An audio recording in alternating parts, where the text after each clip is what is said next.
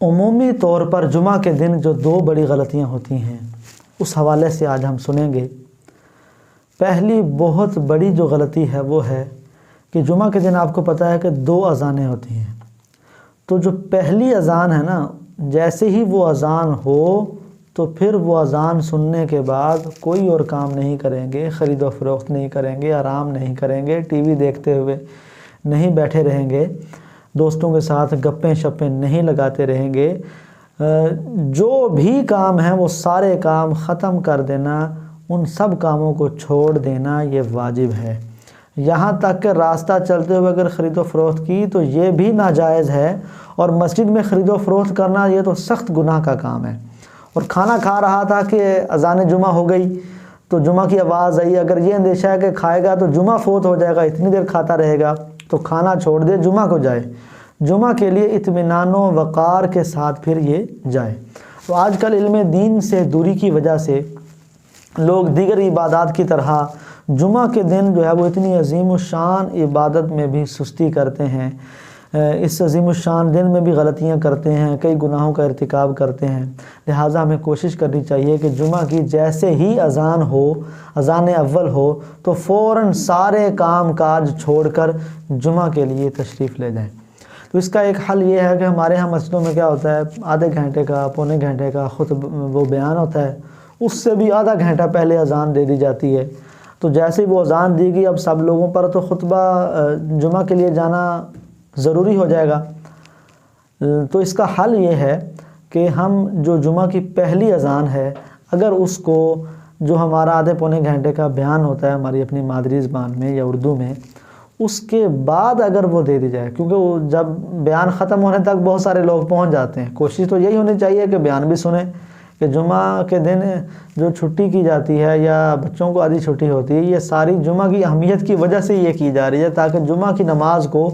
باقاعدگی کے ساتھ سارے مل کر جماعت کی صورت میں اکٹھے ہو کر اللہ کی بارگاہ میں حاضر ہوں، اور اس نماز کی اہمیت اور اس دن کی اہمیت کی وجہ سے یہ سارے معاملات کیے جاتے ہیں۔ لیکن ہم جو ہے وہ اس جمعہ کی اس چھٹی کو ہم دیگر کاموں میں مصروف کر دیتے ہیں، جس کی وجہ سے مزید یہ تاخیر کرنے کی صورت میں گناہ گار بھی ہوتے ہیں۔ تو کوشش یہ ہونی چاہیے جہاں یہ ممکن ہے، مشورہ ہے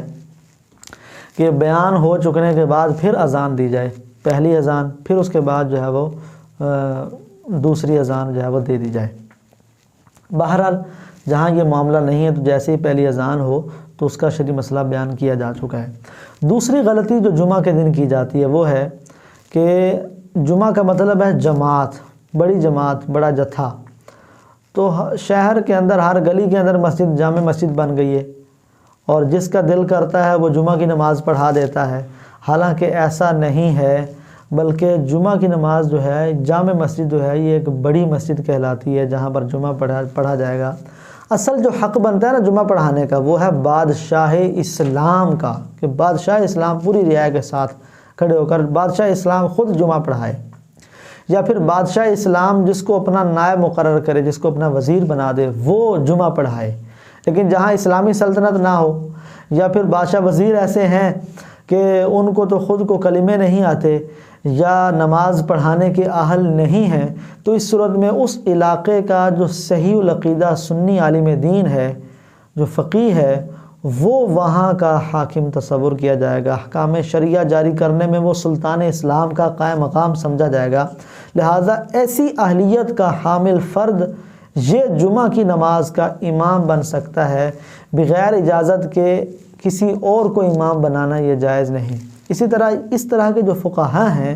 شہر کے اندر، وہ جن کو اجازت دے دیں کہ ان کو جمعہ کے مسائل بھی آتے ہیں کہ نہیں آتے، یہ ساری چیزیں دیکھ کر، تو پھر وہ بھی امام جمعہ کے بن سکتے ہیں۔